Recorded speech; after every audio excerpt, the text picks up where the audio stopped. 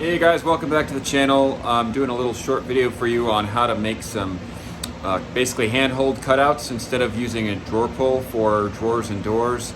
It's going to save you some money, and it actually looks pretty cool. In this case, I'm doing garage cabinets, so it's going right into plywood, but I've also done these on finished furniture as well, solid hardwood furniture pieces, and it looks really slick. The method I'm about to show you is going to show you how to make them efficiently and using the right tools and processes to get that done precisely and efficiently. So I'm going to make a jig, which is going to allow us to make little handholds on these doors and the drawers as opposed to using hardware.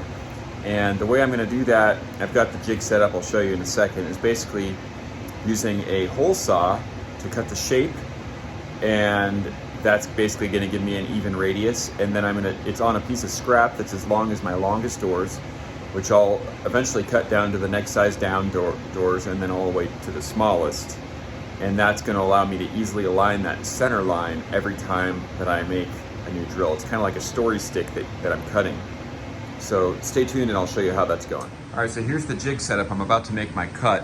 What I did was I put some spaces on the bottom so that I've got some nice solid clamping surfaces, everything's screwed together.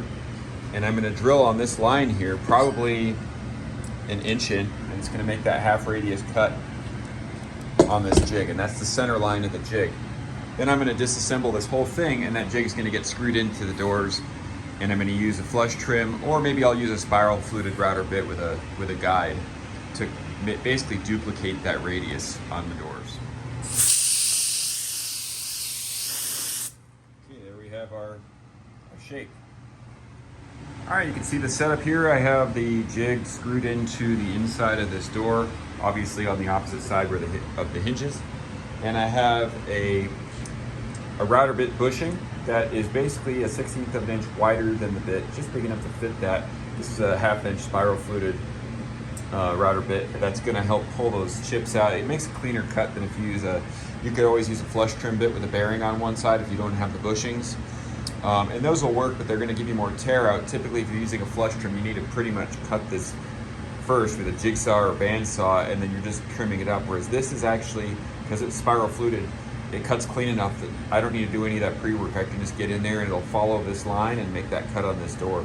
And there you can see, made a really nice clean cut. It's a lot cleaner than what the drill made, and only needs a little bit of sanding on the edges so that there's no splintering, which I'll get to on all the doors once they're all done. All right, got the tall and the next size down done. I'm going down one more size. Just want to show you how I'm doing this. Lining up the center line and then marking the edge. You can do the math too if you want, but this is fail safe.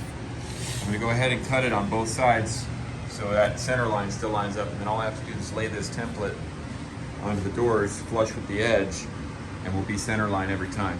Okay, got them in. I like these little half moon handles. They're gonna do the trick.